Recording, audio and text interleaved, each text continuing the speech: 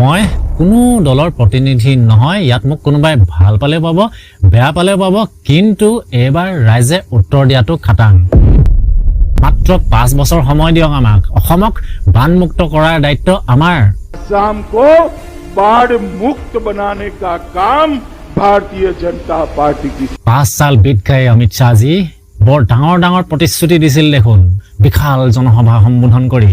কত গল এতিয়া আপুনি কত আছে আপোনাৰ এই ভাষণৰ পাছতে অসমত 4বাৰকৈ বানপানী হল 2022ত 277 জন 23ত 65 জন 24ত 117 জন আৰু এবাৰ 26ত 82 জনে প্ৰাণ হেৰুৱালে খবৰ আছে আপোনাৰ অমিত শাহ ডাঙৰীয়া বানপানীত মানুহ মৰিলেও মৰক ঘৰ ভাঙিলেও ভাঙক আমি দায়িত্ব নলওঁ বুলি কৈ দিলে মোদী চৰকাৰে ইনডাইৰেক্টলি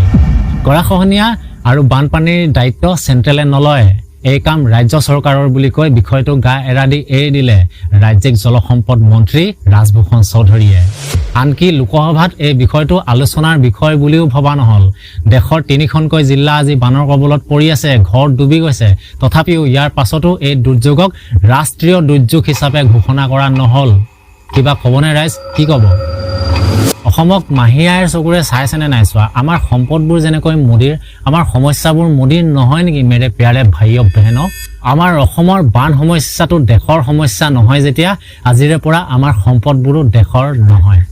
জলশক্তি মন্ত্ৰীজনে স্পষ্টকৈ কৈ দিলে কেৱল কাৰিকৰী দিশতহে সহায় কৰি দিব কেন্দ্ৰই বাকি বান প্ৰতিৰোধ গৰাখহনীয়া হাজাৰ মানুহ গৃহহাৰা হৈ যোৱা গছৰ ওপৰত উঠি প্ৰাণ বচোৱা মানুহ মৰি যোৱা ৰাস্তাত কিতাপ ফুকুৱা এই সকলোবোৰ দায়িত্ব ৰাজ্য চৰকাৰৰ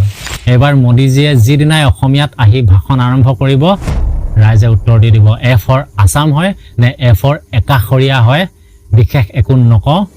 উত্তৰ ৰাইজে দি দিব